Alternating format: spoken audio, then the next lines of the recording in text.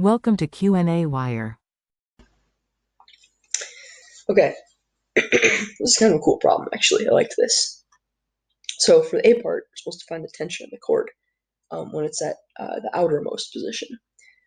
So basically, we realize that tension is just the centripetal force inward. So force, um, centrifugal inward. And so basically, that's mv squared over r. Oh, come on. mv squared. Come on, stylus. Squared over r. And you can put in the numbers there. That's 0.06 kilograms, 0.7 meters per second. You got to square that, and then it's divided by zero point 0.4 meters. So that's how you find the tension in part A. And then the tension you find in part B is exactly the same formula, but using the different values, the values of the second point. Now, there's going to be more tension in part B, and that should be obvious. Just intuitive. It should be in kind of intuitive. You pull it in, you're gonna have to pull harder.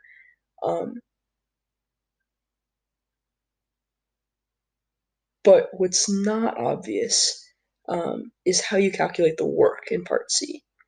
So ordinarily we say, okay, work is the force times the distance. Well, the force is the tension of it, and so what do you use, the tension from part A or the tension from part B? And the reality is neither of them. You have to actually do a bit of an integral here. So we're going to set that up, and we say, okay, the work that we do to pull it from the first position to the second position, it's equal to the force that you pull with, and that's a vector, and then dot product times the distance that you pull it with in that direction, right? So fine, we're pulling it, normal to the direction of motion. So we're we're pulling it in the same direction that we want it to accelerate in, but normal to the direction that it's currently moving in. So fine, but we can't really work with this equation because the force tension is changing. So what we really need to do is integrate over the distance we're going to pull it. So we're going to start at 0.4 and end at 0.1, and then integrate it over the tension. But the tension is actually a function of r, as we showed in parts A and B. dr. Cool. So now we just put in the equation that we know for T of r, the one we have up top. So we've got, this is equal to m times our integral v of r squared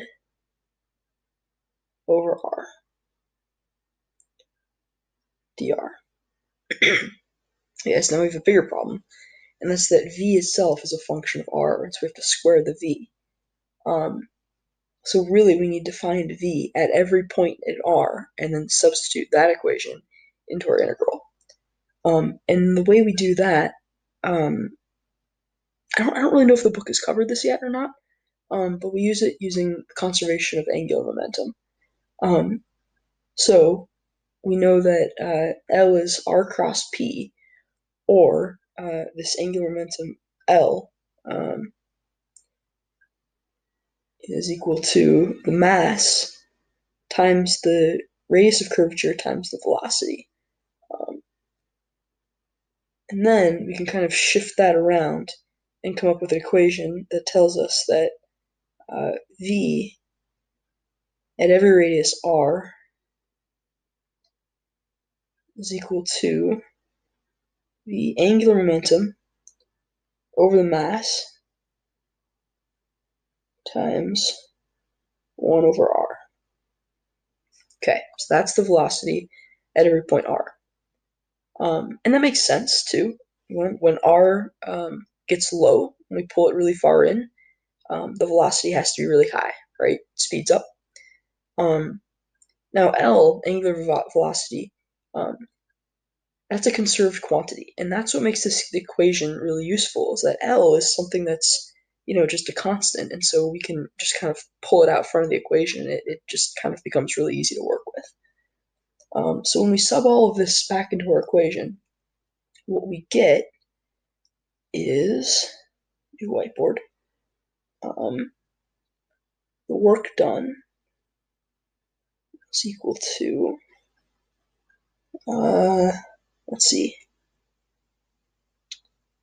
L squared over M times that integral. And we end up getting, because we square the v, right? And then we've also got the r underneath. So we end up getting a 1 over r cubed dr. And then when you kind of do that integral and do it in its completion there, you should get that is equal to L squared over M, and there's a factor of 1/2 times 1 over 0.1 squared minus 1 over 0.4 squared. Cool. So, now we really just need to know what L is. And we can actually go back and look at the equation we had before. We've already established that L is MVR, right? And so we can just plug in the values that we already know that are true for M, V, and R simultaneously. So either the points at the wide point or at the close in point. So before we pulled it or after we pulled it. And then we can just substitute that in to our equation for the work. So we have L is equal to MV V naught R naught. We just have to make sure that the V and the R are measured at the same point in our process here. So that's 0.06 kilograms times 0.7 meters per second times 0.4 meters, and you can do the algebra on that. So yeah, so that's our work.